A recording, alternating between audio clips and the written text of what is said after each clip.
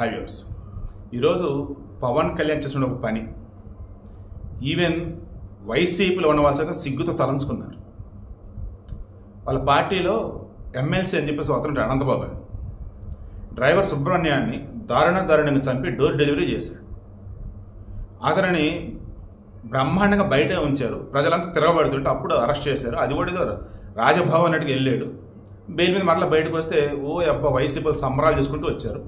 ఆ తర్వాత జగన్ పెట్టిన కార్యక్రమాల్లో పాల్గొంటాడు.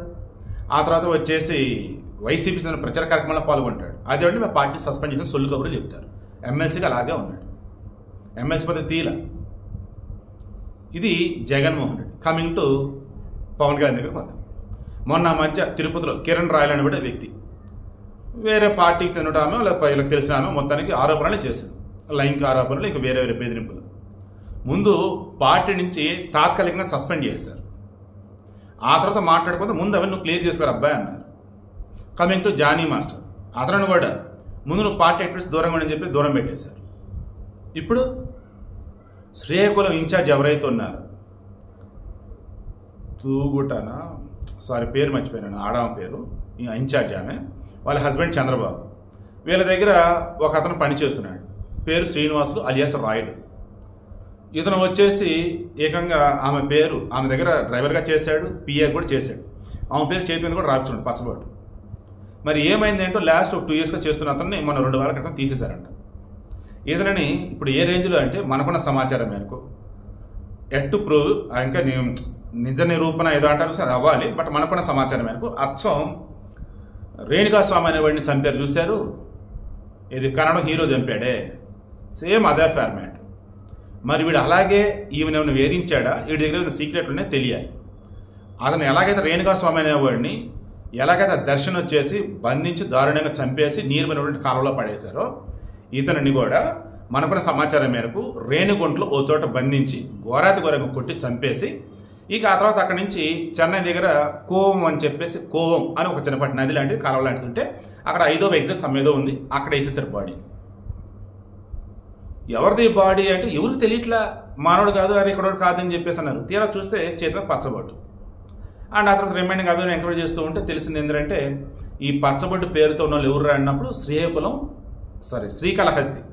శ్రీకాళహస్తి జనసేన ఇన్ఛార్జ్ అని తెలిసింది. ఆడామె ఆమె హస్బెండ్ పేరు చంద్రబాబు. దెన్ ఇలా ఎలా ఏంటో క్రాస్ చెక్ చేస్తూ ఉంటే సీసీటీవీలో అవైలబుల్ చెక్ చేస్తే ఎక్కడో చంపి బాడీని ఇక్కడ వేశారు. మొత్తం 5గురిని అరెస్ట్ చేశారు. ఆడామతో సహా ఇంకో 4, మొత్తం 5గురు అరెస్ట్ చేశారు. ఇక ఆ విషయం తెలిసిన మరుక్షణం ఆమెని పార్టీ నుంచి సస్పెండ్ చేశారు. మీరు ఏ తప్పు నిరూపించినప్పుడు మాట్లాడుకుందాం, ముందు పార్టీ నుంచి పక్క పెట్టేశారు.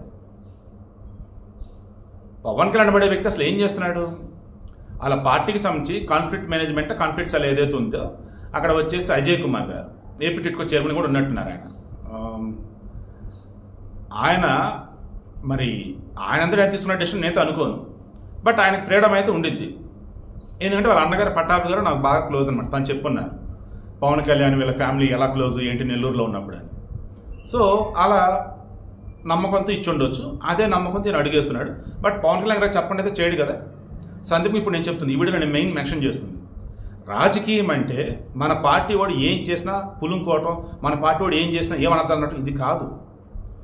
మన వాడు తప్పు చేశాడా చేయలేదని కాదు. ఒక అపవాదం వచ్చిందంటే ముందు వాటి పార్టీని తాత్కాలికంగా సస్పెండ్ చేయి. అపవాదం మొత్తం తొలగిపోయాక తీసుకో, లేదు అపవాదం నిజమని తెలిసినా తీసి అవతల పడే పార్టీ నుంచి. ఇది చంద్రబాబు నాయుడు చేస్తున్నాడు, పవన్ కళ్యాణ్ చేస్తున్నాడు. పవన్ కళ్యాణ్ అద్భుతంగా చేసి చూపిస్తున్నాడు. చంద్రబాబు గారు సైతం మొన్న మధ్య ఎట్లాగా ఎవరైనా సస్పెండ్ చేశారు. జగన్ ఎంత వెతినా కనపడరు అసలు ఎవరు. అరే నాయన నిన్న మొన్నటి వరకు ఆ దువ్వాడ సీను ఆ మాధురి ఉన్నారు కదా, చట్టా పట్టేసుకొని తిరిగినా ఆ దువ్వాడ సీను వాళ్ళ భార్యని తిట్టినా ఎన్ని చేసినా సరే పార్టీని సస్పెండ్ చేయాలా, ఎమ్మెల్సీ కూడా అలాగే ఉంచారు.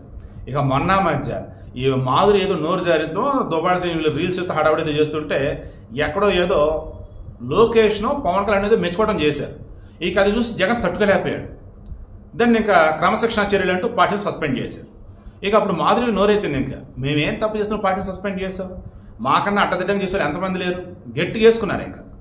So what I'm saying is జగన్కి నొప్పి రానంత వరకు, జగన్కి ఇబ్బంది రానంత వరకు వాళ్ళ పార్టీలో ఎన్ని పనులని చేయి, నువ్వు హత్యలు చేయి, ఎన్నైనా చేయి, నిన్ను పార్టీని తీసాడు. బట్ పవన్ కళ్యాణ్ అలా కాదు.